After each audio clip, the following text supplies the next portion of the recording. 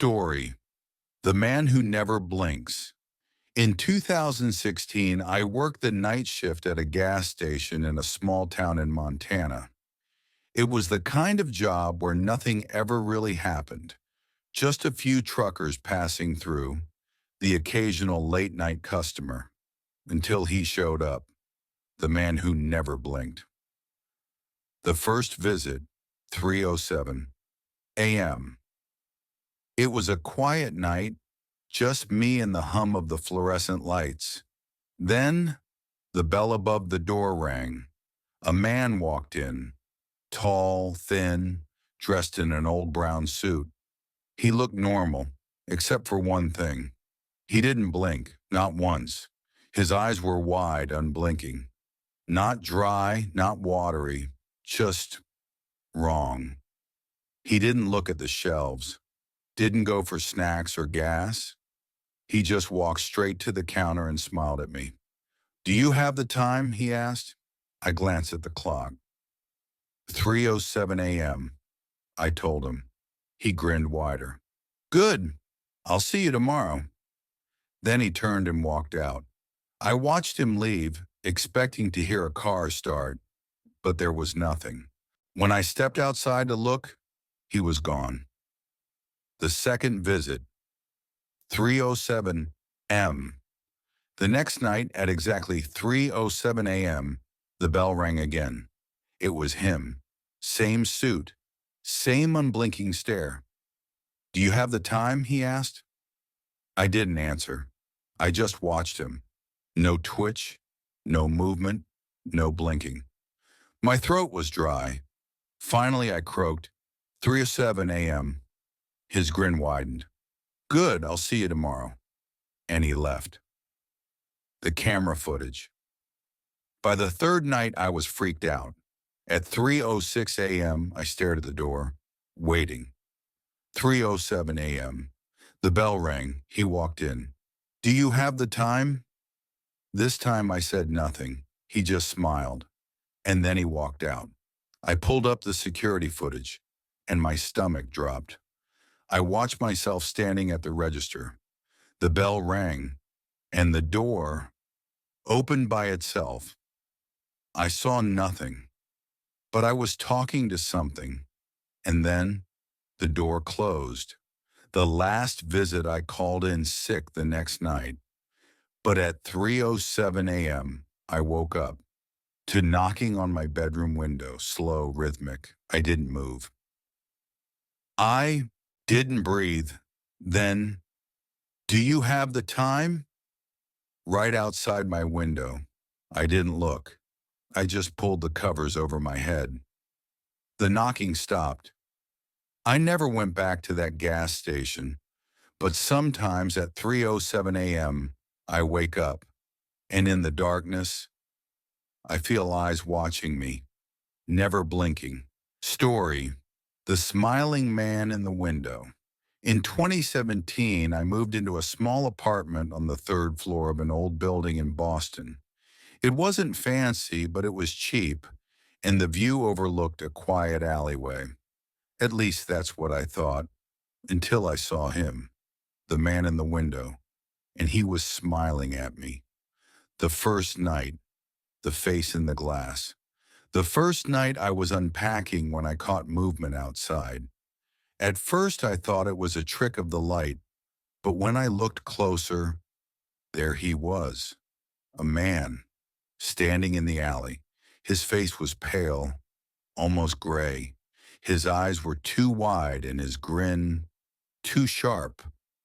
I stared at him, expecting him to move, to wave, to do anything normal. He didn't. He just stood there, smiling. And then he waved, the knock at my door. I closed my blinds, heart pounding. Maybe he was just some creep passing through.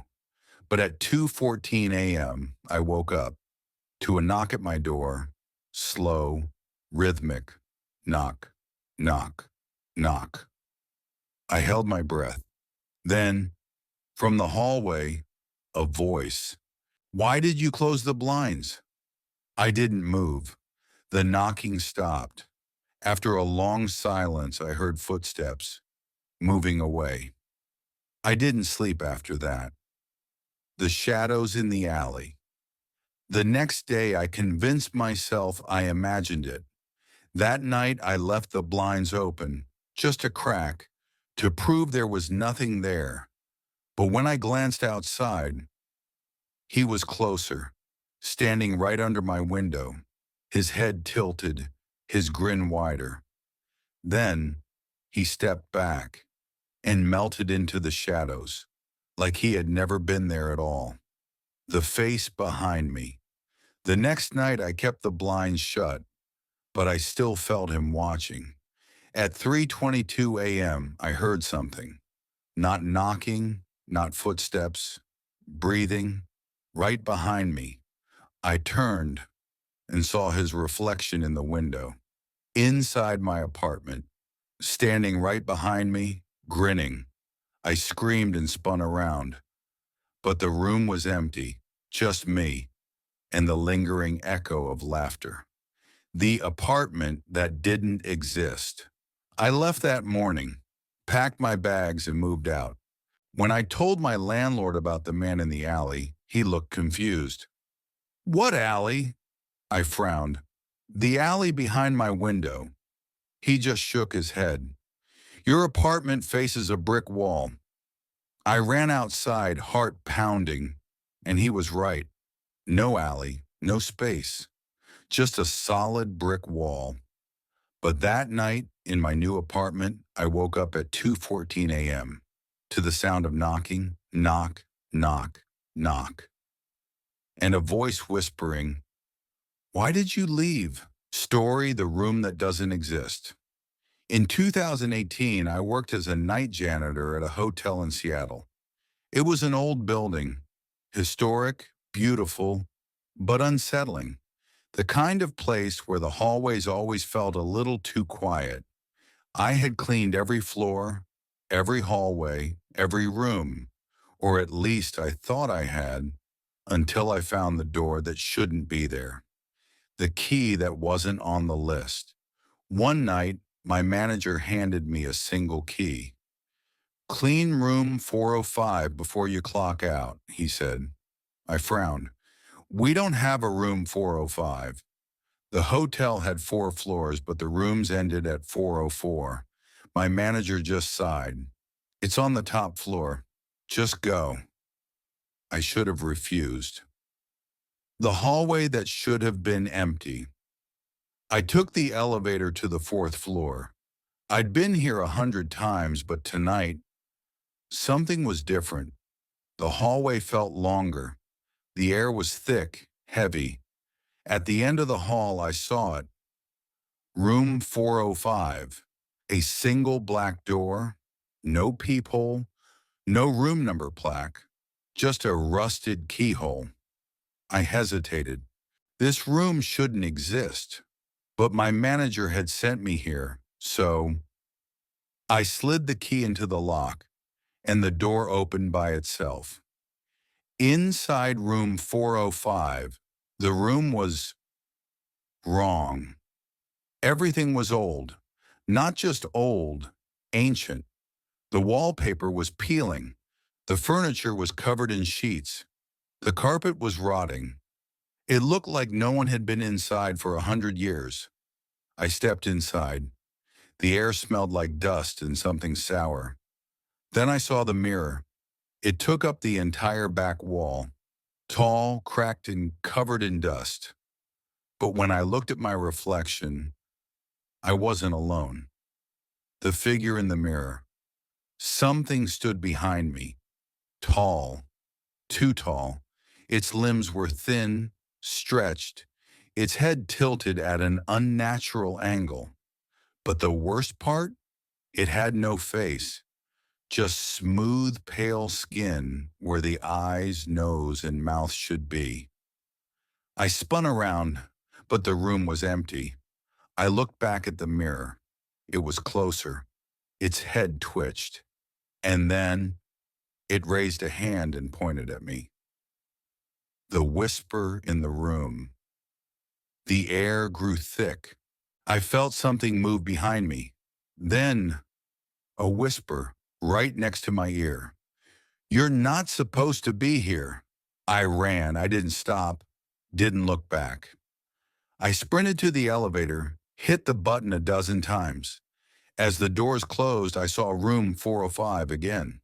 The door was wide open, and something was standing in the doorway, watching me. The room that disappeared. I quit the next day. When I went back to get my final paycheck, I asked my manager about room 405. He just frowned. "We don't have a room 405. I didn't argue. I just left. But sometimes when I check into a hotel, I feel that heavy air, and I wonder, if I turn the corner, will room 405 be waiting for me? Story: The Man in the Vents. In 2014, I rented a small apartment in Chicago. It wasn't much, just a one-bedroom in an old building, the kind with creaky floors and thin walls. The rent was cheap, too cheap. I should have asked why, because something was already living there. The first noise. The first night I noticed it, a scratching sound coming from the air vents. At first I thought it was a rat or maybe a bird trapped inside. Then it moved fast. The sound wasn't random. It wasn't scurrying. It was crawling. The voice in the walls. The next night I woke up around 3 a.m. A noise was coming from the vent above my bed.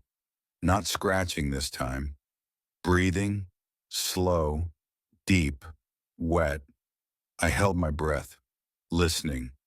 Then, a voice, whispering, "I see you?" I shot up, heart pounding. The whisper echoed through the vent like someone was inside the walls. I grabbed a flashlight, climbed onto my bed, and shined it into the vent. Nothing. Just an empty metal shaft stretching into the darkness. But as I turned away, I heard it again. A soft, wet chuckle. The face in the vent. The next day, I told my landlord about the noises. He just shrugged. "It's an old building. Pipes settle, walls creak, nothing to worry about." That night, I locked my bedroom door, but at 2:46 a.m., something woke me up. A sound, not in the vents this time, under my bed. I froze.